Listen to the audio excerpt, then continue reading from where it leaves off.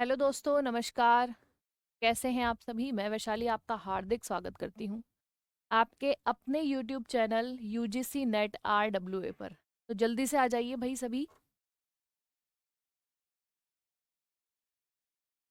आज आपकी क्लास जो है एप्लीकेशन पर शिफ्ट हो गई है ना? जी, जय हिंद तनु।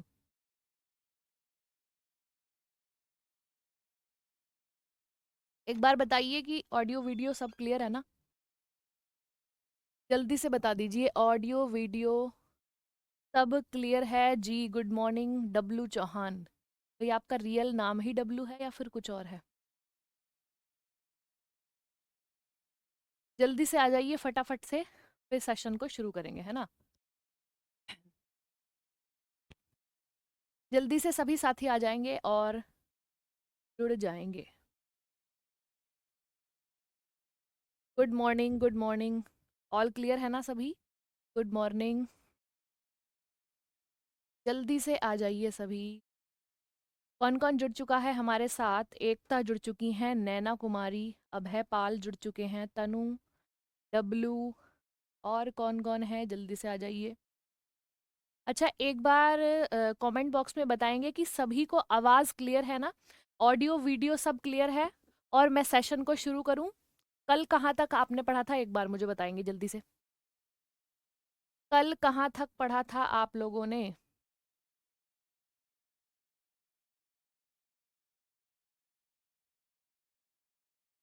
कल कहाँ तक पढ़ा था? एक बार बता देंगे जल्दी से, फिर अपना सेशन स्टार्ट करते हैं। भैया कल हमने यहाँ तक पढ़ लिया था, बताइए यहाँ तक पढ़ा था कि नहीं पढ़ा था? बताइए कहाँ तक पढ़ा था?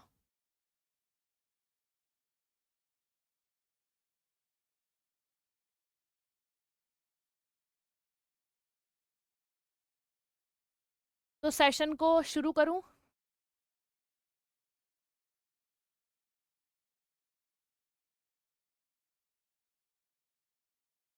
शुरू करें? जल्दी से कमेंट बॉक्स में थम्स अप कर दीजिए, फटाफट से थम्स अप करेंगे फिर हम स्टार्ट करेंगे अपना पढ़ना, ठीक है? तो मैंने आपको क्या बताया था कल? मैंने आपको बताया था कि निरंतर और गतिशील, यानी कॉन्टिन्यूअस एंड डायनामिक डायनामिक। तो यहाँ पर क्या होता है कि शिक्षण स्थिर नहीं होता। मैंने आपको बताया था शिक्षण एक कैसी प्रक्रिया होती है? निरंतर प्रक्रिया होती है। शिक्षण जो है एक निरंतर प्रतिक्रिया होती है। बताया था ना आपको कि शिक्षण कभी भी एक जैसा नहीं रहता, हर छात्र अलग होता है, हर कक्षा अलग होती है, उसके सीखने का तरीका भी अलग होता है जी। तो यहाँ पर मैंने आपको क्या बताया था? इसलिए शिक्षण को अपने पढ़ाने के तरीके और उदाहरणों को हमें समय समय पर बदलना होता है। यहाँ तक की बात सभी को क्लियर है? यहाँ तक की बात सभी को क्लियर है या नहीं? जल्दी से बता देंगे जी। तो आगे चलते हैं, इसमें क्या क्या आ सकता है भैया? यह विकास आप किस तरह से कर सकते हैं? छात्रों की प्रतिक्रिया से, यानी स्टूडेंट फीडबैक। तो मैंने आपको क्या बताया था? स्टार्टिंग के डे से ही मैं आपको बता रही हूँ कि आपको क्या करना है, बच्चों का फीडबैक जरूर लेना है, ठीक है? जरूर लेते रहना है। तो यहाँ पर आपका क्या आ जाता है? छात्रों की प्रक्रिया। दूसरा पॉइंट इसमें आ जाता है पाठ्यक्रम में परिवर्तन, यानी आप करिकुलम में चेंजेस किस प्रकार करेंगे, समय समय पर आपको करना है ना? यहाँ पर इसके पॉइंट आप समझ पा रहे हैं कि छात्रों की प्रतिक्रिया से यानी स्टूडेंट फीडबैक से, पाठ्यक्रम में परिवर्तन से यानी करिकुलम में चेंजेस से, ठीक है? करिकुलम में चेंजेस से। नंबर 3 पर आपका आ जाता है प्रौद्योगिकी का उपयोग, यानी ऑनलाइन उपकरण या जैसे स्मार्ट बोर्ड आपके हो जाते हैं, यूज ऑफ टेक्नोलॉजी, है ना, जिसमें आपको ऑनलाइन टूल्स का उपयोग करना है, ठीक है? यहाँ तक की बात सभी सभी को समझ में आ रही है?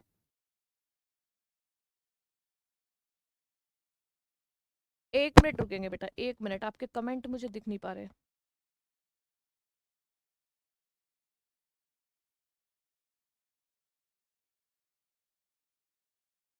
जी, अब चलते हैं, पहला आपका हो जाता है छात्रों की प्रतिक्रिया से।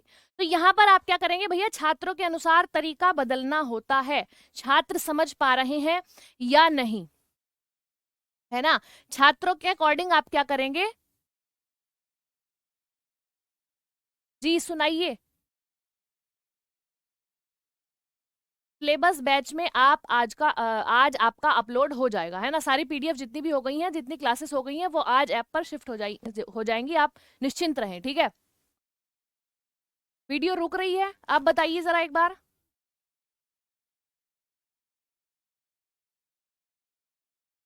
ठीक है, तो चलते हैं भैया छात्रों की प्रतिक्रिया यानी स्टूडेंट फीडबैक से। तो आपको क्या करना है, छात्रों के अनुसार तरीका बदलना है कि छात्र समझ पा रहे हैं या नहीं, समय समय पर तरीके को बदलना है। यदि मैं कक्षा में पढ़ा रही हूं, आपको समझ नहीं आ रहा है ना, तो मैं क्या करूंगी, अपना तरीका बदलूंगी या फिर अपने एग्जाम्पल्स बदलूंगी। ठीक है जी, सभी ऑल क्लियर है ना अब? ओके चलो, अब आगे बढ़ते हैं। तो यहां पर मैंने आपको क्या बताया कि आपको जो है तरीका बदलना है छात्रों के अनुसार। उदाहरण एक पर जैसे शिक्षक पढ़ा रहा है, बच्चे चुप है, बच्चा क्या है, बच्चा चुप है, तो आप क्या करेंगे, एग्जाम्पल बदल देंगे। ठीक है, एग्जाम्पल बदल देंगे, एग्जाम्पल बदलेंगे जिससे बच्चे को बहुत अच्छे से समझ में आ जाए। ठीक है, एग्जाम्पल बदलेंगे, आसान भाषा में दोबारा समझाएंगे। एग्जाम्पल नंबर 1 करके अपनी नोटबुक में आप लिखेंगे, है ना भाई। इसके एग्जाम्पल क्या हो सकते हैं, छात्रों की प्रतिक्रिया के। यदि मैं आपको पढ़ा रही हूं, आप कक्षा में शांत हैं, आप जवाब नहीं दे पा रहे हैं, तो मैं क्या करूंगी, अपना तरीका बदलूंगी, है ना। एक पॉइंट ये भी लिख लेना, तरीका बदलना, तरीका बदलना पढ़ाने का। आप क्या करेंगे, तरीका बदलेंगे। ठीक है, एग्जाम्पल बदलेंगे जिससे बच्चा क्या करेगा, जिससे बच्चा दोबारा समझ पाएगा। आसान भाषा का प्रयोग भी आप लिख लीजिए।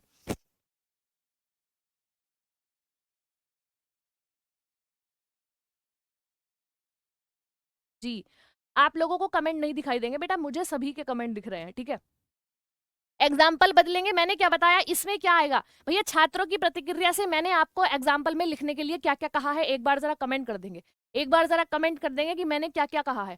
पॉइंट बनाकर आप लिखेंगे एग्जाम्पल नंबर 1, है ना, ऐसे आप अपनी कॉपी में बनाएंगे एग्जाम्पल नंबर 1 करके। ठीक है भैया, बच्चा अगर चुप है, आप कक्षा में पढ़ा रहे हैं, बच्चा चुप है, तो आप क्या करेंगे, तरीका बदलना, पहला पॉइंट, एग्जाम्पल बदलना, पहला पॉइंट, दूसरा पॉइंट, तीसरा पॉइंट आप लिखेंगे भाषा को बदलेंगे। जी, भाषा को बदलेंगे। बेटा आपकी 3 क्लास हो चुकी है यूट्यूब पे, जिन्होंने वो नहीं करी हैं वो आप जाकर कर लीजिए। आज आपकी 4th क्लास है और ये ऐप में शिफ्ट है, ये ऐप में हो रही है। जी हाँ, तनु ने आंसर दिया है तरीका बदलना। ठीक है, विशाल तिवारी, लैंग्वेज नहीं समझ आ रही है, किस तरह से आपको नहीं समझ आ रही है लैंग्वेज, एक बार मुझे रिप्लाई करेंगे, क्या चीज नहीं समझ आ रही है बताइए। स्टूडेंट फीडबैक में आपने 3 पॉइंट लिख लिए। अब चलते हैं पाठ्यक्रम में परिवर्तन यानी करिकुलम चेंजेस। एक और उदाहरण में इसका आपको देखती हूं, अगर बच्चा बहुत ज्यादा सवाल करे तो आप डिस्कशन बढ़ा देंगे। एक तरीका तो मैंने ये बताया, अगर बच्चा चुप है तो आप क्या करेंगे, तरीका बदलेंगे, एग्जाम्पल बदलेंगे, भाषा बदलेंगे। ठीक है, दूसरा एग्जाम्पल आप लिखिए, एग्जाम्पल नंबर 2 करके। या एक बच्चा तो ऐसा भी हो सकता है ना जो बहुत ज्यादा भी सवाल करेगा, तो जो ज्यादा सवाल कर रहा है, जो कक्षा में एक्टिव है, क्रिटिकल थिंकिंग है, तो आप उसके लिए क्या करेंगे, आप उसके लिए डिस्कशन बढ़ा देंगे। क्या बढ़ा देंगे भैया, यहां पर लिख लेंगे आप, डिस्कशन बढ़ाएंगे।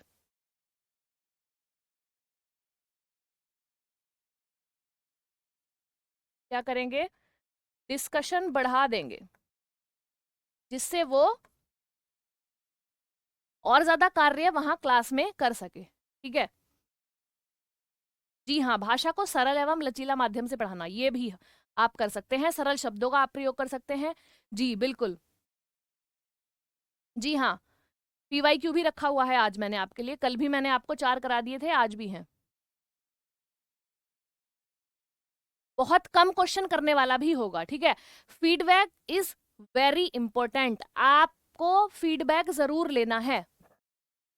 जी, उच्च स्तरीय प्रश्न भी मेधावी छात्र से पूछ लेंगे, उसको ज्यादा से ज्यादा डिस्कशन में लगाएंगे, है ना। वीडियो नहीं रुक रही है बेटा, इधर से तो सभी क्लियर है। आप एक बार अपना नेट बंद करके दोबारा ऑन कीजिए या दोबारा एप्लीकेशन से बाहर जाइए, फिर दोबारा क्लास को ज्वाइन कीजिए। ठीक है, तो यहां तक की बात सभी समझ गए। अब नंबर 2 आता है आपका पाठ्यक्रम में परिवर्तन यानी करिकुलम में चेंजेस आप कैसे करेंगे। समय के साथ सिलेबस बदलता है तो टीचिंग भी बदलेगी, समय के साथ सिलेबस बदलता है तो टीचिंग भी बदलेगी।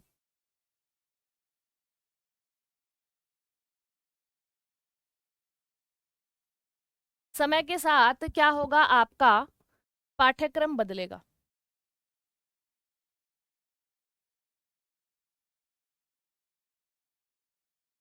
पाठ्यक्रम बदलेगा तो आपको क्या करना होगा, टीचिंग को भी बदलना होगा।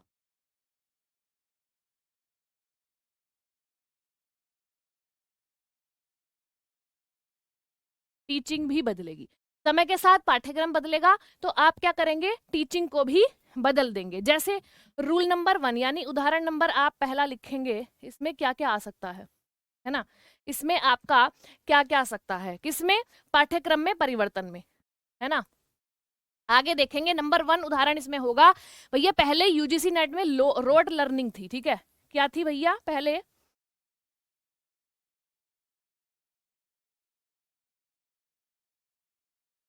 रोट लर्निंग थी, ठीक है। अब क्या है, सभी ने देखा होगा एग्जाम, कॉन्सेप्ट बढ़ा दिया है। कॉन्सेप्ट क्या कर दिया है, बढ़ा दिया है। यानी आपसे अप्लाइड क्वेश्चन ज्यादा पूछे जा रहे हैं। बताइए, किसी ने अगर एग्जाम दिया हो, यहां पर क्या पूछा जा रहा है, अप्लाइड क्वेश्चन ज्यादा पूछे जा रहे हैं, यानी कॉन्सेप्चुअल बना दिया है सब्जेक्ट को, क्या बना दिया है, कॉन्सेप्ट बढ़ा दिया है, ठीक है, एप्लीकेशन। तो शिक्षक को भी पढ़ाने का तरीका बदलना है, क्या करना है, शिक्षक को भी पढ़ाने का तरीका बदलना होगा। शिक्षक को पढ़ाने का तरीका बदलना होगा। रटी रटाई या फैक्चुअल चीजें आपको यहाँ पर नहीं मिलेंगी। मैंने आपको पहले दिन बताया था भैया, फैक्ट इसमें आपको कम मिलेंगे, फैक्ट तो मिलेंगे ही नहीं, है ना। कॉन्सेप्ट बेस आपसे ज्यादा पूछा जाएगा, है ना, कॉन्सेप्ट आपसे ज्यादा पूछा जाएगा। तो आपको कहाँ पर अपनी पकड़ मजबूत करनी है, हैंड रिटन नोट्स भी आज आपको मिल जाएंगे शाम तक, ठीक है। जी हाँ, डीप कॉन्सेप्ट पूछा जा रहा है, हार्ड लेवल। और वो क्या है, भाषा उसकी हार्ड है, वो करने में तो बहुत इजी है, पर भाषा उसकी हार्ड है। और भाषा हार्ड है तो मैंने आपको क्या बताया था, इसका सॉल्यूशन क्या है, जितने ज्यादा पीवाईक्यूज करेंगे, बुक भी मैं आपको रेफर कर दूंगी, पहले आप क्लास को समझिए, ठीक है भैया। मैंने क्या कहा, उदाहरण 1 पर लिखेंगे, पहले क्या थी, पहले एनटीए क्या पूछता था भैया, रोट लर्निंग ज्यादा चलती थी। अब क्या है, कॉन्सेप्ट बढ़ा दिया है, अप्लाइड क्वेश्चन आपसे पूछे जाते हैं, फैक्ट बेस्ड क्वेश्चन नहीं पूछे जाते हैं। आपको कॉन्सेप्ट पर ध्यान देना होगा और शिक्षक को क्या करना होगा, अपने तरीके को बदलना होगा। क्या करना होगा, अपने तरीके को बदलना होगा। भैया पहले सिर्फ किताबों से पढ़ाया जाता था, पहले सिर्फ क्या थी, किताबें थी, किताबें थी, ठीक है। अब आप क्या कर रहे हैं भैया, पीवाईक्यू करेंगे। अब मैं आपको क्या करवाऊंगी, यहाँ पर पीवाईक्यू करवाऊंगी, है ना, केस स्टडी। अब बच्चे को आप क्या करा सकते हैं, केस स्टडी प्लस आपका real life examples. Real life example के साथ आपको बच्चे को पढ़ाना होगा। तो यहां तक की बात सभी समझ गए, दोनों उदाहरण लिख लीजिए जी, दोनों उदाहरण लिख लीजिए। यहाँ तक की बात सभी समझ गए, जल्दी से थम्स अप कर देंगे, है ना, फिर आगे बढ़ेंगे। तो मैंने आपको यहाँ पर क्या बताया, किसके बारे में, पाठ्यक्रम में परिवर्तन, आप कि पाठ्यक्रम में परिवर्तन किस तरह से हो रहा है, करिकुलम चेंजेस आपके एनटीए ने किस तरह से करे हैं। जी हाँ, टीएलएम का प्रयोग करके भी बच्चे को बहुत अच्छे तरीके से समझाया जा सकता है।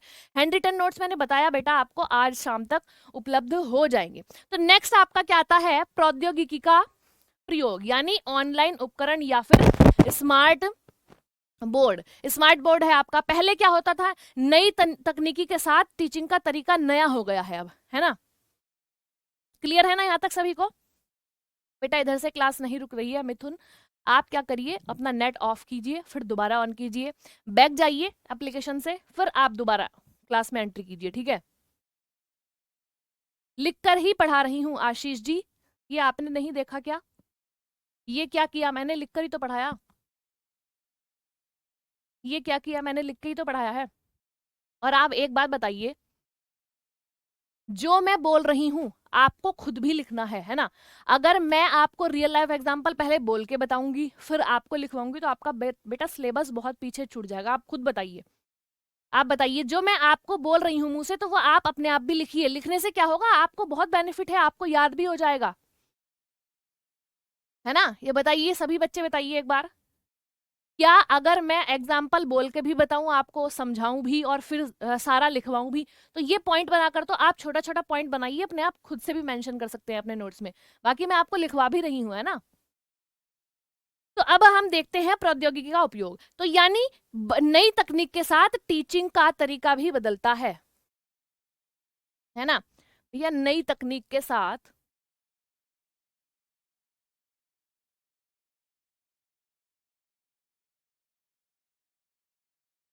नई तकनीक के साथ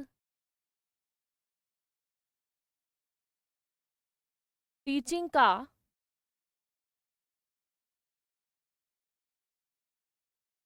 तरीका बदलता है।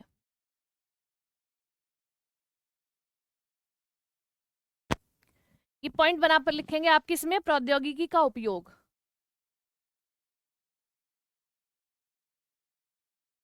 प्रौद्योगिकी का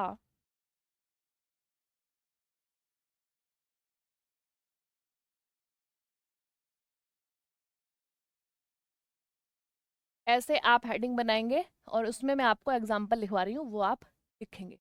तो मैंने इसमें क्या लिखवाया, नई तकनीक के साथ क्या होता है, टीचिंग का तरीका भी बदलता था। पहले कैसी टीचिंग, हाँ, खुद के बनाए हुए नोट्स बहुत ज्यादा अच्छे समझ में आते हैं, मैं वही तो आपको बता रही हूँ। जी जिम्मी यादव जी, बहुत बहुत धन्यवाद। ठीक है, आगे बढ़ते हैं। नई तकनीक के साथ टीचिंग का नया तरीका बदलता है, तो इसमें आप क्या लिखेंगे, पहली हेडिंग डालेंगे भैया, पहले क्या होता था, पहले क्लासेस में क्या होता था बताइए, ब्लैक बोर्ड और चौक के माध्यम से पढ़ाया जाता था, है ना। आपने भी स्कूल में इंटर जब आपने किया होगा या आपने 10th किया है ना, तो आप, हमारे समय में पहले जब हमने 10th 12th किया है, क्या होता था भैया, इतनी सुविधा नहीं थी कि स्मार्ट बोर्ड पर हम पढ़ सके, है ना। क्या सुविधा थी, पहले ब्लैक बोर्ड और चौक का इस्तेमाल होता था। बेटा नोट्स आप क्लास के टाइम सिर्फ वो ऐड कीजिए जो मैं आपको रियल लाइफ एग्जांपल बता रही हूँ, बस। उसके अलावा आप बाद में क्लास दोबारा करिए, सारे नोट्स तब बनाइए, क्योंकि आपका फोकस बेकार हो जाएगा, आप समझ नहीं पाएंगे। अगर आप साथ के साथ लिख रहे हैं, है ना, तो आपका दिमाग क्या है, लिखने में जाएगा, पढ़ने में नहीं जाएगा। यहाँ आपको सिर्फ वही चीजें लिखनी है जो मैं आपको रियल लाइफ एग्जाम्पल बता रही हूँ, ठीक है जी। पहले क्या था भैया, ब्लैक बोर्ड और चौक पर काम होता था, अब क्या है भैया, अब बताइए, अब क्या है, स्मार्ट बोर्ड, स्मार्ट बोर्ड है, पीपीटी के माध्यम से आपको पढ़ाया जाता है ना, पीपीटी के माध्यम से आपको पढ़ाया जाता है। ऑनलाइन क्लास आप ले रहे हैं या नहीं बताइए। जब आप लोगों ने 10th 12th किया होगा तो क्या ऑनलाइन का पता था किसी को, है ना, यूट्यूब के बारे में भी नॉलेज नहीं थी आधे से ज्यादा बच्चों को, तो है ना, कि हाँ ऐसे भी क्लास हम पढ़ सकते हैं, है ना। तो पहले क्या था, सिर्फ ब्लैक बोर्ड और चौक का यूज होकर के आप एक ही बोर्ड पर चौक के माध्यम से लिखकर बच्चों को पढ़ा रहे थे। अब क्या हो रहा है, ऑनलाइन क्लासेस चल रही हैं यूट्यूब पर, इतनी ऑनलाइन क्लासेस हैं बच्चे की भी, यहाँ तक कि स्कूल में भी विंटर वैकेशन जब होती है तो ऑनलाइन क्लासेस चला देते हैं मोबाइल पर, है ना। बताइए, कोरोना के टाइम पर जिस बच्चे के पास फोन भी नहीं था, चाहे वो 6 में हो 7th में हो, सभी के पास फोन है ना, सभी के पास फोन है भैया। तो उनका इस्तेमाल क्या कर रहे हैं बच्चे, पढ़ाई में तो कम कर रहे हैं, गलत चीजों में ज्यादा कर रहे हैं, है ना। तो अब देखिए, हमारे समय में क्या होता था कि हमारे जो पेरेंट्स हैं वो 12th के बाद या फिर ग्रेजुएशन के बाद हमको फोन दिलाकर देते थे, है ना जी। ये सभी विजुअल पेन टैब हो गया है आपका, इसकी आपको, हाँ बिल्कुल सही जवाब आ रहे हैं सभी के। अब बताइए भैया, हमने जब इंटर कर लिया, ग्रेजुएशन में आए, तब जाके हमें कहीं फोन मिला, है ना, तब हमें इतनी नॉलेज हुई कि हाँ ऑनलाइन में पढ़ सकते हैं, ऐसे पढ़ सकते हैं। अब क्या हो रहा है भैया, हर 5th और 6th क्लास के बच्चे के हाथ में मोबाइल है, एंड्रॉइड, ठीक है। तो अब क्या हो रहा है, स्मार्ट बोर्ड से पढ़ाई हो रही है, पीपीटी हो रही है, ऑनलाइन क्लासेस चल रही हैं, और क्या, यही टीचिंग की गतिशीलता है। क्या है, यही क्या है, यही टीचिंग की गतिशीलता है, टीचिंग की गतिशीलता है, गतिशीलता है। तो यहां तक की बात सभी को समझ में आ गई भैया। टीचिंग क्या है? पढ़ना या शिक्षण निरंतर चलने वाली प्रक्रिया है, कभी रुकने वाली नहीं है। ठीक है जी। तो यहां तक की बात सभी को समझ में आई? ऑल क्लियर है या नहीं, एक बार लिख दीजिए जरा। ऑल क्लियर है या नहीं, एक बार लिख दीजिए जरा। कमेंट में एक बार बता देंगे कि सभी कुछ यहां तक समझ में आ गया। यहां तक सभी कुछ समझ में आ गया। अब चलते हैं नई शिक्षण विधियों की तरफ, है ना। आपका अब कहाँ चलेंगे? नई शिक्षण विधियों की तरफ।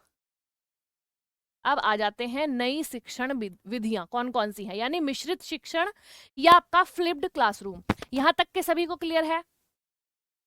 जी बिल्कुल। अब आगे बढ़ते हैं जी, आगे बढ़ते हैं। तो भैया यहाँ पर आपका क्या जाता है? न्यू टीचिंग मेथड्स, यानी ब्लेंडेड लर्निंग आपको यहाँ पर मिलेगी, फ्लिप्ड क्लासरूम मिलेंगे। बहुत नए नए तरीके आजकल के क्या आ गए हैं पढ़ने के लिए, है ना। बुक तो रेफर बहुत कम ही लोग करते होंगे, है ना जी। अब आगे चलते हैं जी। अब देखते हैं भैया यहाँ पर क्या लिखा है, मिश्रित शिक्षण या फ्लिप्ड क्लासरूम। तो नई शिक्षण विधियों में आप क्या डालेंगे? एक ही तरीका हमेशा काम नहीं करेगा बेटा, एक ही तरीका हमेशा काम नहीं करेगा। नंबर 4 पर आप डालेंगे नई शिक्षण विधियां।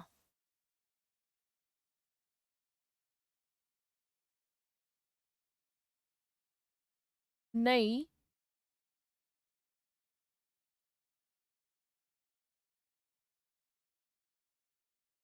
नई शिक्षण विधियां, यानी new teaching methods. New teaching methods डाल लेंगे और इसमें जो मैं आपको लिखवाऊंगी वो आप लिखेंगे। यानी एक ही तरीका हमेशा काम नहीं हो करेगा, एक ही तरीका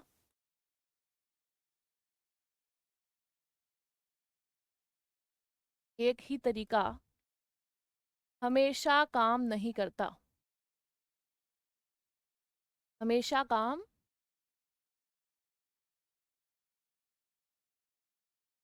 नहीं करता। क्या अगर अब भी ब्लैक बोर्ड और चौक के माध्यम से पढ़ाई हो रही होती तो क्या इतना इतना बच्चे ज्ञानी हो पाते? बताइए, इतने एक्टिव हो पाते? आपको कोई भी बुक परचेस करने की जरूरत नहीं है, मैं आपको यहाँ पर हर चीज दूंगी। नोट्स आपको सफिशिएंट होंगे, आपको बिल्कुल नहीं घबराना है, ठीक है। आपको बेटा कमेंट शो नहीं होंगे, मुझे कमेंट शो होंगे, ठीक है। आप अपना कमेंट बस कर सकते हैं, ठीक है जी। पूछिए आपका क्या क्वेश्चन है। नई शिक्षण विधियों में क्या आ जाएगा? एक ही तरीका हमेशा काम नहीं करेगा, इसलिए टीचर को अपने तरीके बदलने होंगे, यानी लेक्चर मेथड आपको यूज करना होगा। क्या क्या करना होगा भैया?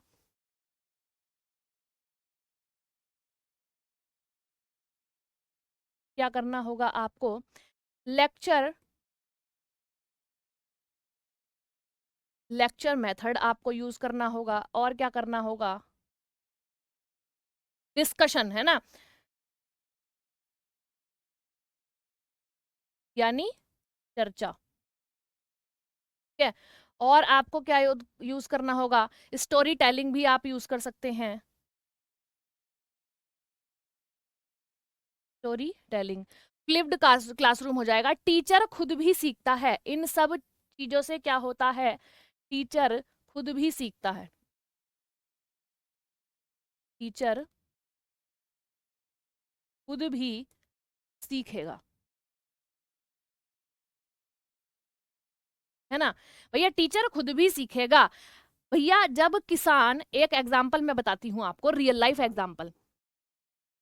जी हाँ, एक किसान हर बार जो बीज बो रहा है वो हर तरीके से हर बार वैसे ही बो रहा है। तो एक बार क्या होता है, बारिश कम हुई, फसल बेकार हो गई, तो किसान क्या करेगा अगली बार? भैया बीज बदलेगा, है ना, तरीके बदलेगा फसल बदलने के, तभी तो फसल बहुत अच्छे से होके आएगी। तो ऐसे ही सेम शिक्षक को भी करना होता है, ठीक है जी। हाँ, मैं बता रही हूँ मिथुन, मैं जितना पढ़ाऊंगी वो सफिशियंट होगा, आपको इससे अलग कुछ भी करने की जरूरत नहीं है। मैंने आपको पहले दिन ही बता दिया था, सिर्फ आप पीवाईक्यूज पर ध्यान देंगे, है ना। ऐसा नहीं है कि मैम के भरोसे ये जी मैम जो पीवाईक्यू कराएंगी हम भी सिर्फ वही करके और पेपर में चले जाएंगे, नहीं।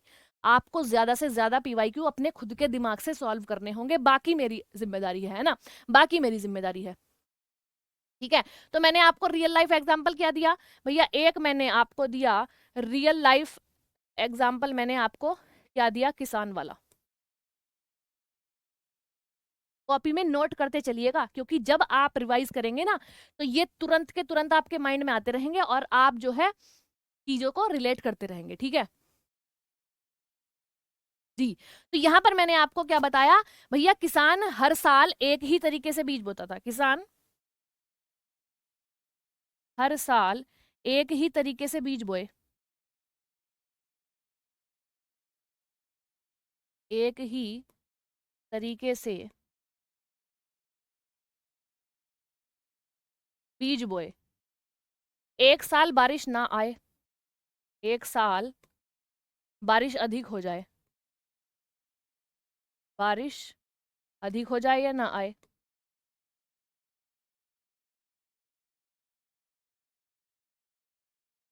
या ना आए, तो आपका क्या होगा भैया, फसल खराब। फसल खराब। अगली बार क्या करेगा, अगली बार क्या करेगा किसान, बताइए।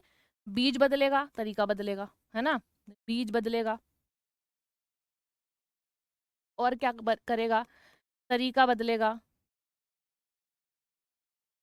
तरीका बदलेगा। बारिश के भरोसे नहीं रहेगा भैया, हैंड पंप अपना जिस भी तरीके से वो पानी अपनी फसल में पहुंचा सकता है उसका तरीका बदलेगा, बीज बदलेगा, है ना। तो यहां पर क्या हो जाएगा, हाँ, तो यहां पर जी कॉन्सेप्ट क्लियर ही तो आपको करना है, अपना कॉन्सेप्ट मजबूत करना है। तो फिर क्या होगा, तो फिर क्या होगा भैया, उसकी फसल बहुत अच्छी होगी अगर वो ये तरीके अपनाएगा। फसल क्या होगा फिर, बहुत अच्छी होगी। तो मेरे कहने का मतलब है उसी प्रकार शिक्षक भी करता है, उसी प्रकार शिक्षक भी करता है। तो यहां आपको शिक्षक को किससे डिनोट करना है भैया, किसान से, है ना जी। किसान से डिनोट करिए शिक्षक को, जैसे जिस प्रकार किसान कर रहा है अपनी फसल को अच्छा करने के लिए तरीके बदल रहा है, बीज बदल रहा है, ऐसे ही मुझे आपको अच्छा करने के लिए क्या बदलने होंगे, तरीके बदलने होंगे, टीचिंग मेथड्स बदलने होंगे, अलग अलग नई नई चीजें करनी होगी आपको समझाने के लिए, तभी तो आप कॉन्सेप्ट क्लियर कर पाएंगे। बताइए यहां तक कोई दिक्कत, बताइए यहां तक कोई दिक्कत।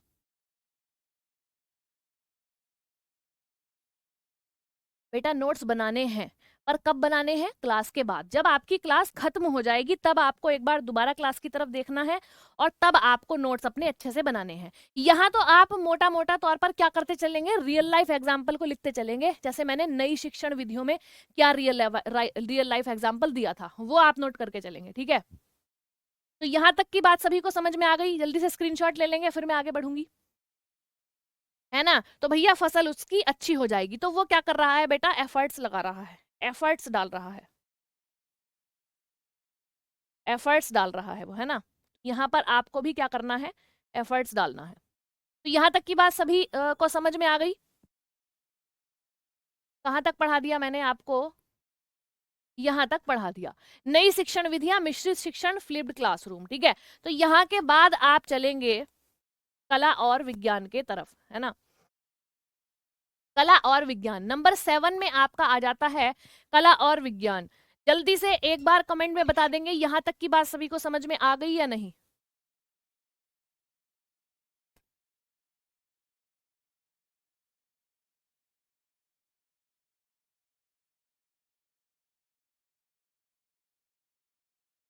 अब चलते हैं कला और विज्ञान के तरफ। भैया कला और विज्ञान क्या है, देखिए यहाँ पर एक पोस्टर लगाया हुआ है, बच्चा कला के माध्यम से ज्यादा इन्वॉल्व होता है। भैया ऐसा नहीं है कि आप उसको, अगर 8 घंटे की क्लास आपकी चल रही है तो 8 के 8 घंटे आप उसको पढ़ाए जाएंगे, रटाए जाएंगे, है ना, है ना। तो यहाँ पर क्या होता है, यहाँ पर आप बच्चे को अलग अलग गतिविधियों में लगाएंगे, अलग अलग चीजें करवाएंगे। जैसे कला के माध्यम से देखिए ड्राइंग कर रहे हैं बच्चे, आपस में बातचीत करेंगे, उनको अच्छा लगेगा, माहौल चेंज होगा कक्षा का। ऐसा नहीं है कि डायरेक्ट आप उसको पढ़ाए ही जाएंगे जी। तो यहाँ पर क्या होगा, शिक्षण में सहानुभूति क्या लिखा है, as a form of art, कला और विज्ञान के रूप में। शिक्षण में सहानुभूति, व्यक्तिगत जुड़ाव, अंतर्ज्ञान और रचनात्मकता की आवश्यकता होती है। हर कक्षा अलग होती है और हर छात्र भी अलग होता है, और शिक्षक को वास्तव में समय का अनुकूलन करना चाहिए। क्या करना चाहिए, समय का अनुकूलन, यानी रिक्वायर्स एम्पैथी आपकी हो, पर्सनल कनेक्शन आपका हो बच्चे के साथ, क्या हो, पर्सनल कनेक्शन हो, जिससे बच्चा डरे नहीं, आपसे प्रॉपर तरीके से हर बात रख सके, ठीक है जी। तो यहाँ पर आप बताएंगे फिर क्या होता है, एम्पैथी, पर्सनल कनेक्शन आपका हो जाता है, इंस्टीट्यूशन आपकी कैसी है, और क्रिएटिविटी आप कैसे करवा रहे हैं बच्चे से। Every classroom is different and every student is unique, है ना। तो यहाँ तक मैं आपको बताऊं कि कला के और विज्ञान के माध्यम से यदि आप बच्चे को पढ़ाएंगे तो वो एंगेज ज्यादा कर पाएगा क्लास में, ठीक है। क्या कर पाएगा, एंगेज वो ज्यादा कर पाएगा, यानी दोनों का संतुलन शिक्षण है, दोनों का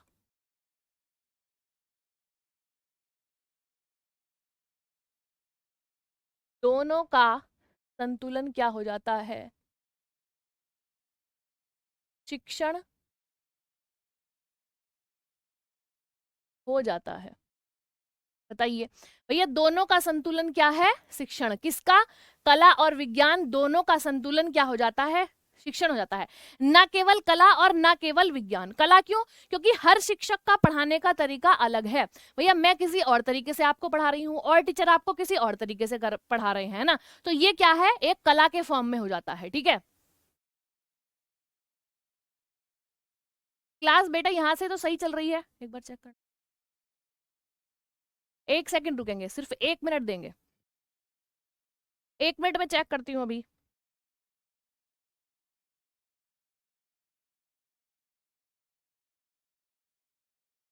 यहाँ बिल्कुल क्लियर है बेटा, आप देखिए अपना नेट, बिल्कुल सही चल रही है क्लास,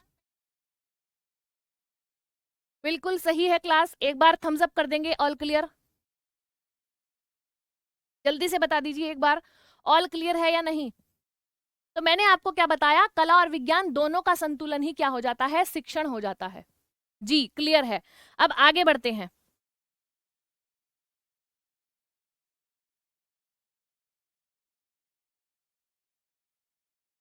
तो यहाँ पर आपको मैंने क्या बताया, दोनों का संतुलन क्या हो जाता है, शिक्षण हो जाएगा, ठीक है। कला ही क्यों है, क्योंकि हर शिक्षक का पढ़ाने का तरीका अलग है और हर छात्र के समझाने का तरीका अलग है ना। मैं अपने अनुभव से, अपने अलग अलग अनुभव से आपको पढ़ा रही हूँ, बाकी टीचर्स भी आपके अलग अलग अनुभव से आपको पढ़ाते हैं, ठीक है। तो यहाँ पर आपका ये क्या हो जाएगा, कला के रूप में हो जाएगा, ठीक है। अनुभव और रचनात्मकता होनी चाहिए, मेरे पढ़ाने में क्या होना चाहिए, अनुभव और रचनात्मकता, यानी मैं किन किन नए तरीकों से आपको एग्जाम्पल देकर बता रही हूं, है ना। मेरा तरीका एग्जाम्पल देने का क्या है, या मेरा तरीका आपको समझाने का क्या है, वो नया नया होना चाहिए, अनुभव होना चाहिए, और क्या होना चाहिए, रचनात्मकता,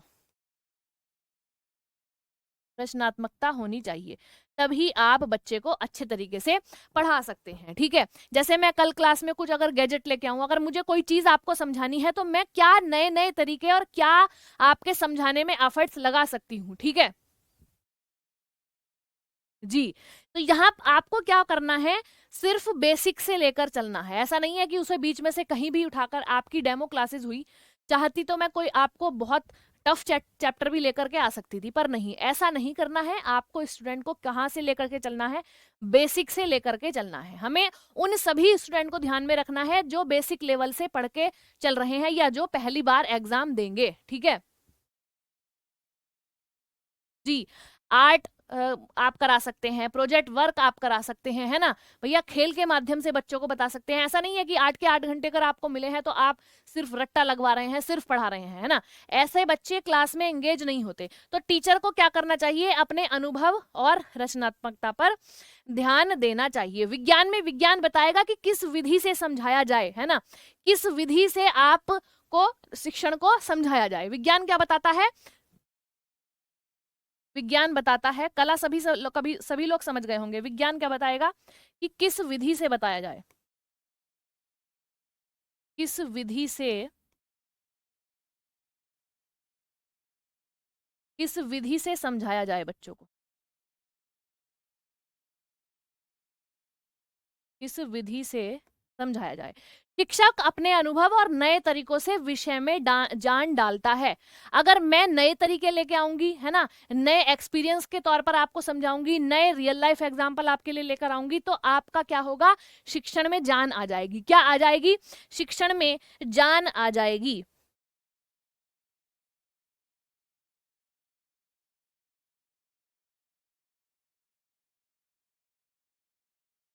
ठीक है, एक बच्चे का कमेंट है, मैम फ्लिप्ड क्लासरूम क्या होता है? फ्लिप्ड क्लासरूम यही तो होता है, मैंने आपको बताया पहले जब हम ब्लैक बोर्ड चौक के माध्यम से सिर्फ बच्चे को पढ़ा रहे थे, अब क्या हो रहा है, ऑडियो वीडियो स्मार्ट बोर्ड है ना, नई नई तकनीकों के साथ पढ़ाना, तो यही फ्लिप्ड क्लासरूम होता है। जी, यहाँ तक की बात सभी को समझ में आ गई? जल्दी से बताइए भैया। वीडियो लेक्चर आप इसमें देते हैं, ऑनलाइन सामग्री से बेसिक कॉन्सेप्ट आप सिखाएंगे, बेसिक चीजें आप सिखाएंगे।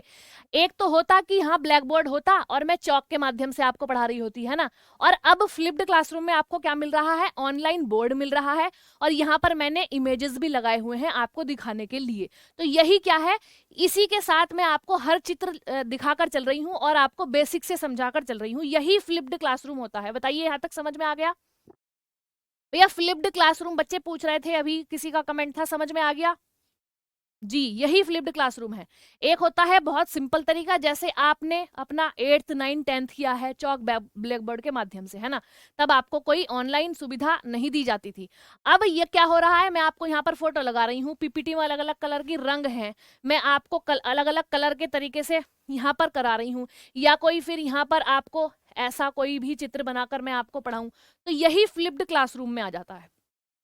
ठीक है, ऑल क्लियर? तो यहां मैंने आपको क्या बताया, विज्ञान किस विधि से समझाया जाए ये बताएगा। क्या बताएगा कि किस विधि से समझाया जाए? भाई कला के माध्यम से, कहानी के माध्यम से, लिखिए कला के माध्यम से, कहानी के माध्यम से,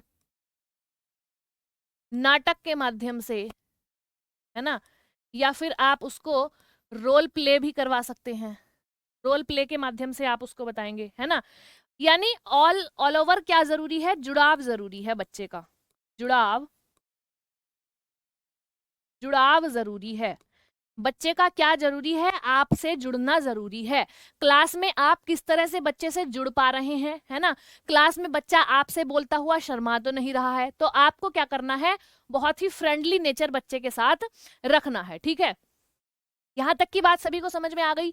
आगे बढ़ूं भैया, आगे बढ़ जाऊं, जल्दी से बता दीजिए। कला और विज्ञान तो आपने समझ लिया। उदाहरण जैसे गणित से बच्चा डरता है, उदाहरण लिखिए आप इसमें, उदाहरण नंबर 1 डालेंगे। यदि आप क्या पढ़ा रहे हैं, गणित पढ़ा रहे हैं, बच्चे को क्या पढ़ा रहे हैं, और एक बच्चा है गणित से डरता है, एक बच्चा क्या है, गणित आप पढ़ा रहे हैं और एक बच्चा गणित से डर रहा है ना। अब डर रहा है, आप सीधे सूत्र पढ़ाएंगे तो बच्चा और डर जाएगा, है ना। क्या पढ़ाएंगे, सीधे सूत्र यदि आप बता देंगे, यानी फॉर्मूला, डायरेक्ट उसको फॉर्मूला बता देंगे तो वो डर जाएगा। सीधे सूत्र बताते हैं तो क्या होगा, बच्चा डर जाएगा और भी ज्यादा। तो आपको ये नहीं करना, ये चीज आपको नहीं करनी। यदि आप उदाहरण नंबर 1 लिखेंगे, यदि आप क्लास में गणित को पढ़ा रहे हैं, यानी मैथ्स आप बच्चे को करा रहे हैं, तो आप क्या करेंगे, एक बार मुझे एग्जाम्पल में बता दीजिए। बफरिंग नहीं है आकाश, इधर से सब क्लियर है, आप अपना नेट चेक कीजिए और दोबारा एप्लीकेशन में आइए। जी, आपको क्या रिप्लाई चाहिए बताइए, मैं सभी के क्वेश्चन के रिप्लाई दे रही हूँ, और सभी के बार बार रिप्लाई दूंगी तो आपको पढ़ाऊंगी कब, ये बताइए आप। लास्ट में 1 मिनट का सेशन रखा कीजिए, जो आपको सवाल करने हैं उनके जवाब आपको दिए जाएंगे।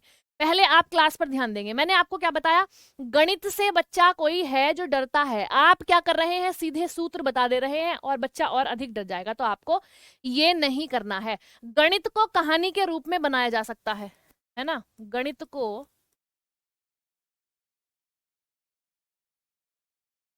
कहानी के रूप से आप पढ़ा सकते हैं, कहानी के माध्यम से भी आप पढ़ा सकते हैं। जरा मुझे कमेंट में बताइए कि डायरेक्ट फॉर्मूला ना देकर आप गणित किस तरह से पढ़ाएंगे, किस तरह से पढ़ाएंगे। पहले बेसिक मैथ पढ़ाएंगे जी, और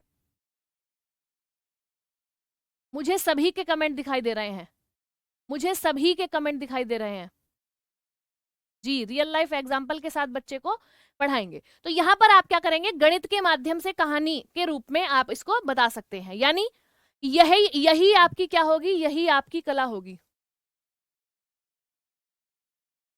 यही आपकी कला होगी।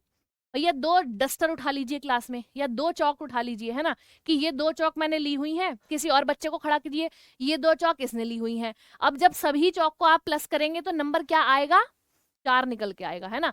तो इस तरह के माध्यम से आप गणित को पढ़ा सकते हैं जी। कॉन्सेप्ट आपको क्लियर करना है, बेसिक कॉन्सेप्ट आपको क्लियर करना है, एग्जाम्पल बताते हैं रियल लाइफ एग्जाम्पल से, और क्या टूल्स के माध्यम से आपको बच्चों को पढ़ाना है, ठीक है जी। कोई भी ऑब्जेक्ट आप ले सकते हैं, क्लासरूम में आपके बहुत सारे काफी सारे ऑप्शन होते हैं, है ना, खेलने की चीजें भी वहां पर उपस्थित होती हैं, वो भी आप लेकर के बच्चे को समझा सकते हैं, है ना। जी जी बिल्कुल। तो यहाँ पर आपको डायरेक्ट फॉर्मूला नहीं बताना है, इससे बच्चा और डर जाता है। दूसरा उदाहरण, एक शिक्षक कविता को सिर्फ पढ़ रहा है। दूसरा उदाहरण लिखिए यहीं पर, आप क्लास में कविता पढ़ा रहे हैं, कविता पढ़ा रहे हैं, तो आप क्या कर रहे हैं, सीधे कविता पढ़ रहे हैं, सीधे कविता पढ़ रहे हैं, तो क्या बच्चा समझ पाएगा उसका अर्थ, नहीं समझ पाएगा। तो ये आपको नहीं करना है ना। और एक शिक्षक क्या है, भाव बता रहा है, एक शिक्षक उसी कविता को पढ़ रहा है, भाव भी समझा रहा है कविता का, और क्या, आवाज भी दमदार है उसकी,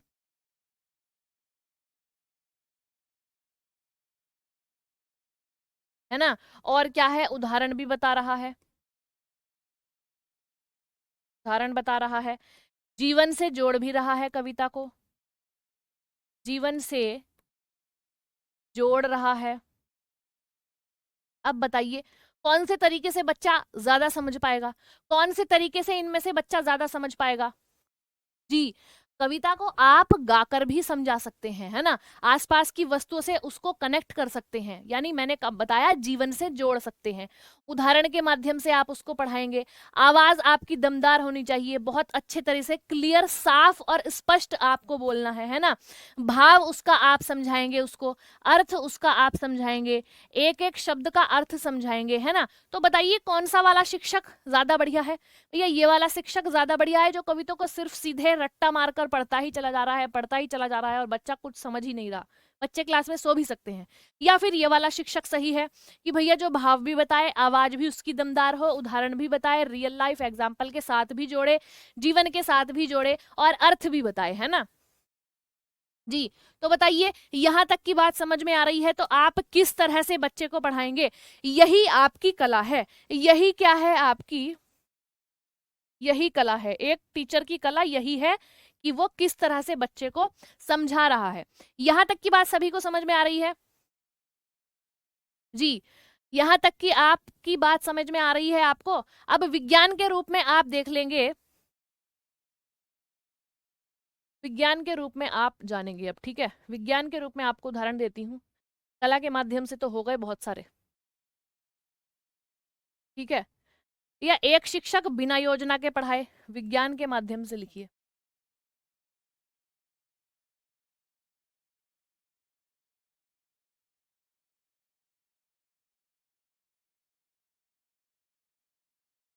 विज्ञान के माध्यम से, ठीक है। एक शिक्षक क्या है, बिना योजना के पढ़ा रहा है,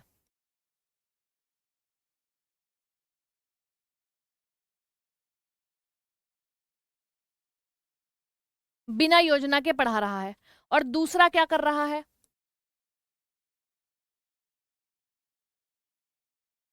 दूसरा शिक्षक आपका क्या कर रहा है, दूसरा शिक्षक क्या कर रहा है, सामग्री भी है उसके साथ, विधि भी उसको पता है किस विधि से वो पढ़ाने वाला है, ठीक है। और इसमें क्या हो सकता है, वो मूल्यांकन भी बच्चों का कर रहा है, क्या कर रहा है, मूल्यांकन भी वो बच्चों का कर रहा है, ठीक है। तो बताइए भैया कौन सा वाला शिक्षक ज्यादा बेहतर है आपके जानने में, कौन सा वाला शिक्षक ज्यादा बेहतर होगा, नंबर फर्स्ट वाला बेहतर है या नंबर 2 वाला बेहतर है, बताइए। भैया एक शिक्षक तो बिना योजना के आ गया क्लास में, उसने ना ही कुछ पहले चेक किया कि उसको क्या पढ़ाना है, कोई सा भी चैप्टर कहीं से भी खोल दिया और लगातार पढ़ता ही चला जा रहा है और काम खत्म, है ना। और दूसरा शिक्षक है, उसको पता है सामग्री उसको क्या लेकर जानी है, कौन सा पाठ उसको बनाना है, पाठ योजना भी उसको पता है, पाठ योजना भी उसको पता है, क्या उसे पढ़ाना है ये भी उसे पता है। वो क्लास में ही पढ़ाने के साथ साथ बच्चों का असेसमेंट भी कर रहा है, यानी मूल्यांकन भी कर रहा है कि बच्चे किस तरह से इंगेज हो पा रहे हैं या नहीं। जी नंबर 2, जी आपको मूल्यांकन क्या है, मूल्यांकन है बच्चे का फीडबैक लेना कि बच्चा क्लास में समझ पा रहा है या नहीं, तो आप उसको चेक तो करेंगे या नहीं। आपने एक पूरी क्लास पढ़ा दी, लास्ट में आपने एक क्वेश्चन उसी क्लास में से कर लिया, तो वही तो असेसमेंट हो गया। आप बोर्ड पर लिख देंगे कि बच्चों मैंने आपको ये चीज पढ़ाई, अब बताइए ये चीज क्या होती है ना। तो बच्चों की कॉपी में जा करके देखेंगे आप क्लास में, तो वही क्या है, मूल्यांकन यानी असेसमेंट। जी उदाहरणों के माध्यम से शिक्षण सफल होगा। तो यहां तक की बात सभी समझ गए। यही क्या है भाई, आप क्या करें क्लास में, जांच करें बच्चों की, क्या करें, जांच करें, चर्चा करें या बच्चों से चर्चा कराएं, चर्चा करें, व्याख्या करें, अर्थ बताएं चीजों का, व्याख्या करें। तो ये सब क्या है, यही तो विज्ञान है। आपको सभी कुछ विधि के साथ आपको कराना है, सब चीज आपको लेकर के जानी है क्लास में। विज्ञान तय करता है कि सीखना सही दिशा में है या नहीं। विज्ञान क्या तय करता है कि इस बच्चा सही दिशा में सीख रहा है, सही दिशा में जा रहा है या नहीं जा रहा है। आपको असेसमेंट बच्चे का करना चाहिए, टेस्ट आपको लेना चाहिए, ठीक है। असाइनमेंट भी आपको, असाइनमेंट के माध्यम से भी आपको पढ़ाना चाहिए। तो यहां तक की बात सभी समझ गए, बता देंगे जरा, यहां तक की बात सभी समझ गए, बताइए यहां तक की बात आप सभी समझ गए हैं या नहीं। कला और विज्ञान मैंने आपको दोनों पढ़ा दिया है, अब थोड़ी सी थ्योरी आप पढ़ेंगे। शिक्षक छात्रों के हृदय को छूने वाली कहानी, नाटक और चित्रण के माध्यम से ज्ञान को जीवंत बनाता है। मैंने क्या कहा कि शिक्षक का तरीका पढ़ाने की चीजों में जान डालता है, आपके शिक्षण में जान डालता है। तो आपको क्या करना है भैया, कहानी के माध्यम से उसको बताना है, नाटक के माध्यम से उसको समझाना है, चित्रण के माध्यम से, जैसे मैं पीपीटी में आपका चित्र लेकर के आई थी या नहीं, ये बताइए। आपको मैंने चित्र बताया था कि किस तरह से बच्चे कला कर रहे हैं और क्लास में जुड़ रहे हैं, एंगेज हो रहे हैं ना। उसी प्रकार सेम आपको भी करना है, ठीक है, उसी प्रकार आपको भी करना है। यानी चित्रण के माध्यम से उसको पढ़ाएंगे तो वो क्या होगा, उसके ज्ञान को जीवंत बनाएगा। शिक्षण को अधिकतर कला के रूप में ही जाना जाता है, ध्यान रखिएगा। शिक्षण आपकी कला क्या है, आप अपने आप को किस तरह से उसके सामने रिप्रेजेंट कर रहे हैं, यही बेहतर शिक्षण है, ठीक है। जो कि कक्षा में गतिशील वातावरण में व्यवहारिक रूप लेती है, अर्थात शिक्षण का व्यवहारिक पक्ष कलात्मक होता है। तो सभी समझ गए भैया। कला वाला पोर्शन मैंने आपको उदाहरण भी बता दिए कि किस तरह से आप पढ़ाएंगे, है ना, ठीक है। और आगे का आपका इसका हो जाता है विज्ञान के रूप में भी मैंने आपको बता दिया। देखिए यहाँ पर एक मैंने फोटो लिया हुआ है ना, ये रहा फोटो। तो बच्चे क्या कर रहे हैं, प्रयोग कर रहे हैं। भैया आप बायोकेमिस्ट्री किसी के पास होगा, फिजिक्स केमिस्ट्री, तो केमिस्ट्री में आप क्या करते थे, विज्ञान को आप किस तरह से पढ़ते थे, लैब में जाते थे ना, लैब में जाते थे। तो मैंने क्या बताया, विज्ञान क्या है, किस दिशा में बच्चा जा रहा है, कैसे कर रहा है, विधि के द्वारा आप उसको समझाएंगे। देखिए यहाँ पर बच्चे क्या कर रहे हैं, प्रैक्टिकल लैब में कुछ काम कर रहे हैं, ठीक है। आपने किया होगा, जिसके पास फिजिक्स केमिस्ट्री बायो रहा होगा 12th में और इंटर में, है ना, सॉरी इंटर में और फर्स्ट ईयर में। तो यहाँ पर आप देख पा रहे हैं बच्चे क्या कर रहे हैं, प्रयोग कर रहे हैं। तो यह शैक्षणिक सिद्धांतों, शोध विधियों और निष्कर्षों को मनोवैज्ञानिक सिद्धांत पर निर्भर करता है, जो अभ्यास का मार्गदर्शन करते हैं। कला कार्य करने की विधि है। क्या है, कला कार्य करने की विधि है, जबकि विज्ञान यह बताता है कि कैसे किया जाए। बताइए, जबकि विज्ञान यह बताता है, हाँ वह बताता है कि चीजों को कैसे किया जाए, ठीक है। यहां पर आपको क्या करना है, रिसर्च करनी है, ठीक है, मेथड्स अपनाने हैं, फाइंडिंग्स, है ना, और क्या करना है, साइकोलॉजिकल थ्योरीज, है ना, जो आपको प्रैक्टिस करनी है, ठीक है। तो सभी यहां तक की बात सभी समझ गए कला और विज्ञान की। आगे बढ़ते हैं भैया, आगे बढ़ते हैं, आगे बढ़ते हैं। शिक्षण के रूप यानी फॉर्म्स ऑफ टीचिंग। अब यहाँ पर आपको दिखाई दे रही होगी एक फॉर्मल टीचिंग, एक इनफॉर्मल टीचिंग आपको दिखाई दे रही होगी जी, और एक आपको दिखाई दे रही होगी यहाँ पर नॉन फॉर्मल। तो भैया एक बार मुझे कमेंट बता देंगे कि औपचारिक शिक्षा क्या होती है। मैंने आपको परसों की क्लास में बताया भी था। एक बार जल्दी से बता दीजिए कि फॉर्मल टीचिंग क्या होती है, यानी औपचारिक शिक्षण क्या होता है। देखिए यहां पर ये आपका चित्र लगा हुआ है फॉर्मल टीचिंग का। ये किसका आपका लगा हुआ है? ये आपकी क्या हो रही है? Formal teaching. और ये आपकी क्या है? इनफॉर्मल। समझ पा रहे हैं? दूसरी इनफॉर्मल है, ये आपकी इमेज है फॉर्मल की। यानी जो शिक्षा आप स्कूल में जाकर ग्रहण कर रहे हैं, कॉलेज में जाकर ग्रहण कर रहे हैं, किताब के माध्यम से ग्रहण कर रहे हैं, है ना, तो वो आपकी क्या हो जाती है? फॉर्मल टीचिंग, है ना। सभी समझ रहे हैं? हाँ, बुक्स के माध्यम से, कॉपी पेन के माध्यम से आपका उसमें सिलेबस होगा जी। स्कूल कॉलेज और किताबों के माध्यम वाली शिक्षा आपकी क्या हो जाती है? औपचारिक शिक्षा हो जाती है। क्या हो जाती है? औपचारिक शिक्षा हो जाती है। और जो चीजें आप घर के माध्यम से सीख रहे हैं, यानी खेल खेल में सीख रहे हैं, घर में एक दूसरे को देखकर सीख रहे हैं, यानी जो नॉलेज आप एक्वायर कर रहे हैं, अपने अंदर समा रहे हैं, जैसे मम्मी आपकी किस चीज को कैसे कर रही हैं वो देखकर आप देख रहे हैं और सीख रहे हैं, है ना, तो वो आपकी क्या हो जाएगी? जी हाँ, बहुत खूब। तो वो आपकी क्या हो जाएगी? इनफॉर्मल, यानी अनौपचारिक शिक्षा वो हो जाती है जो आप घर के माध्यम से, दोस्तों के माध्यम से, समाज के माध्यम से, यानी ये वाली शिक्षा इनफॉर्मल आपकी क्या हो जाती है? आपका घर होगा इसमें, समाज होगा इसमें, समाज होगा, आपके दोस्त होंगे और आप खेल के माध्यम से इसको सीखते हैं। तो ये आपकी क्या हो जाती है? ये आपकी हो जाती है इनफॉर्मल। और फॉर्मल में क्या क्या चीज आ जाएंगी भैया? पाठ्य पुस्तक आ जाएगी, पाठ्यक्रम, किताब, है ना, और क्या आ जाएंगे? स्कूल और शिक्षक। तो इन सब के माध्यम से सीखी गई क्या हो जाती है? औपचारिक शिक्षा हो जाती है। औपचारिक और अनौपचारिक की बातें समझ गए हैं सभी? अब भैया एक क्वेश्चन है लास्ट में आपका, जल्दी से उसको कर लेंगे, ठीक है। इससे आगे की बात हम कल डिस्कस करेंगे। औपचारिक और अनौपचारिक सभी समझ गए? एक बार कमेंट कर देंगे। एक कल क्वेश्चन आपका बच गया था, उसको आप बताइए जरा। ये क्वेश्चन है आपका स्क्रीन पर, जल्दी से बता दीजिए फिर मैं इसको समझाऊंगी। जल्दी से बता दीजिए फिर मैं इसको आपको समझाऊंगी। लास्ट वाला क्वेश्चन क्या है? निम्नलिखित में से किसे कौशल से संबंध नहीं किया जा सकता? कौशल क्या है भैया? भैया कौशल क्या होता है? किसी भी काम को,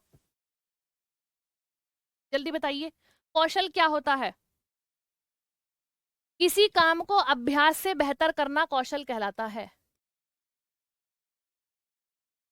किसी काम को अभ्यास से करना, अभ्यास से करना क्या हो जाता है? कौशल हो जाता है।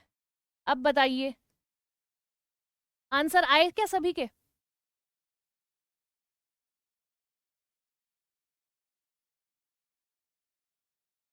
जी, आंसर करिए। अच्छा, कौन, कुछ बच्चे बी आंसर बता रहे हैं, कुछ डी बता रहे हैं। हाँ, डी वाले कौन कौन है भैया? डी वाले सही है सारे, बी वाले गलत हैं। जी, थैंक यू मानसी। भैया अभ्यास से आप क्या कर सकते हैं? कौशल को बढ़िया कर सकते हैं। तो पहला तो ऑप्शन ऑप्शन आपका सही है। तो इसमें क्या पूछा गया है? नहीं पूछा गया है। सीखना यानी लर्निंग से आप किसी चीज को बढ़िया बना सकते हैं, यानी कौशल में निपुण हो सकते हैं। प्रवीणता यानी प्रोफिशिएंसी अगर आपकी होगी तो भी आप कौशल को बहुत बेहतर तरीके से कर पाएंगे। अक्षमता इसमें नहीं होगा। सही जवाब आपका क्या हो जाएगा? डी। इनएबिलिटी अगर आपको होगी तो आपकी, अगर आप इनएबिलिटी, अक्षमता आप में किसी भी तरह की होगी तो क्या आप कौशल को बेहतर कर पाएंगे? नहीं कर पाएंगे। तो आपका क्या हो जाता है इसमें? आपका आंसर हो जाएगा अक्षमता, है नहीं। क्या हो जाएगा भैया, अक्षमता हो जाएगा, यानी इनएबिलिटी आपका सही जवाब है। बी वाले सभी गलत है भैया। सीखने के माध्यम से तो हम कौशल को और बेहतर कर पाते हैं। जितना हम सीखेंगे, जितना हम लर्निंग करेंगे, जितना हम अभ्यास करेंगे, तो बहुत बेहतर आपका कौशल हो जाएगा। ठीक है, तो यहाँ तक की क्लास सभी को समझ में आ गई। और आज की क्लास आपको कैसी लगी? नोट्स आप अपने हैंड रिटन नोट्स हमेशा बनाएंगे क्लास के बाद। क्लास को दोबारा देखिए, अगर कुछ चीज समझ में नहीं आ रही है, क्लास को दोबारा भी देखिए और अपने नोट्स प्रॉपर बनाइए, एग्जाम्पल भी आप लिखा करिए। ठीक है जी। चलिए अब मिलते हैं कल की क्लास में, तब तक के लिए धन्यवाद।